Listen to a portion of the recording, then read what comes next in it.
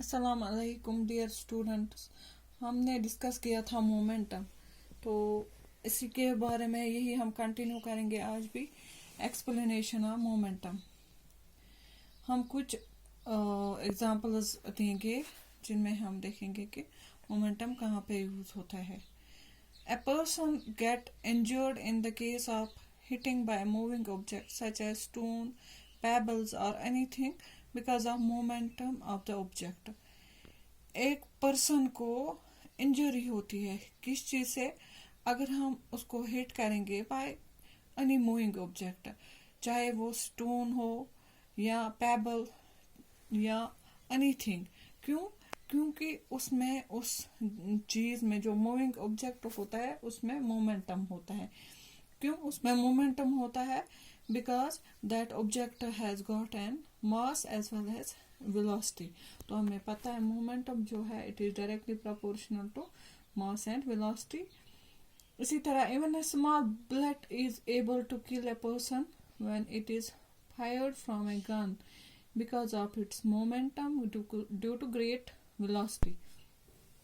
हम देखते हैं जो बुलेट निकलती है गन में से उसे एक पर्सन मरता है। क्यों?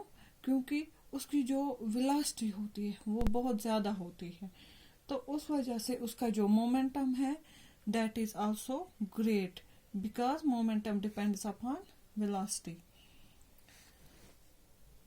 A person get injured severely when hit by moving vehicles because of momentum of vehicle due to mass and velocity. इसी तरह अगर हम देखेंगे पर्सन एक है, चाहे रोड पे चल रहा है या किसी और जगह, तो अगर उसको हिट करेगी एक मूविंग व्हीकल, जो व्हीकल मूव कर रही होगी, तो वहां पे उसको सीवियर इंजरी आ सकती है बिकॉज जो वहां पे मोमेंटम होगा व्हीकल का वो बहुत ज्यादा होगा, क्योंकि उसका मास भी ज्यादा है as well as velocity, and obviously उसका जो मोमेंटम है वो भी ज्यादा होगा। Now momentum, mass and velocity, ये मैंने आपको पहले भी बताया।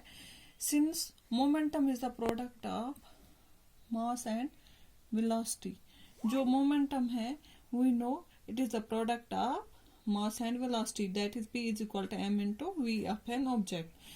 This means momentum is directly proportional to mass and velocity.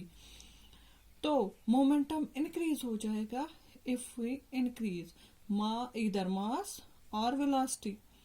This means if a lighter and heavier object is moving with same velocity. अब अगर हमारे पास दो ऑब्जेक्ट्स है, एक लाइटर है और एक हैवियर है, लेकिन उनकी वेलोसिटी सेम है, तो वहां पे किस चीज का मोमेंटम ज्यादा होगा? Then heavier object will have more momentum that lighter one because heavier object का मास ज्यादा होता है। इसी तरह if a small object is moving with greater velocity it has tremendous momentum, and because of momentum it can harm an object more severely. For example, a small bullet having a little mass even kills a person when it is fired from a gun. Again हम ये example लेंगे, अगर bullet जो है वो कितनी छोटी होती है लेकिन वो एक पर्सन को किल कर सकती है। क्यों? चाहे उसका मास छोटा ही है, उसका जो मास है वो कम है, लेकिन जो उसकी वेलोसिटी होती है, वेलोसिटी उसकी बहुत ज़्यादा होती है, जिसकी वजह से उसका जो मोमेंटम है वो भी ग्रेटर होगा, इसलिए वहाँ से वो एक पर्सन को किल कर सकता है। इसी तरह हम देखते हैं usually road accidents prove more fatal because of high speed then in lower speed. This happens because vehicles running with high speed have greater momentum compared to a vehicle running with slower speed. इसी तरह अगर हम देखेंगे vehicle जो होते हैं जो ज्यादा, जिनकी स्पीड ज्यादा होती है, तो उनका जो मोमेंटम है वो भी ज्यादा होगा, तो वहां पे जो मूविंग व्हीकल्स होते हैं रोड एक्सीडेंट्स में वो ज्यादा फैटल प्रूव हो जाते हैं, क्योंकि उनकी ज्यादा वेलोसिटी होती है एज कंपेयर टू अगर हम वो व्हीकल लेंगे जिनकी वेलोसिटी या स्पीड कम होगी।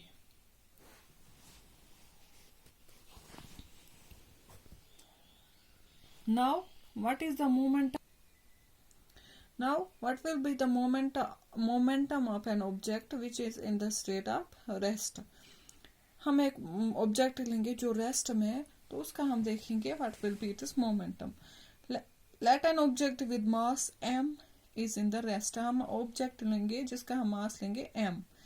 Since object is rest, its velocity will be zero होगी, v will be equal to 0.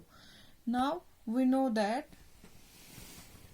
momentum is equal to mass into velocity. Now p, that is momentum, will be equal to mass, तो m है, and velocity will be equal to 0, that will be equal to 0.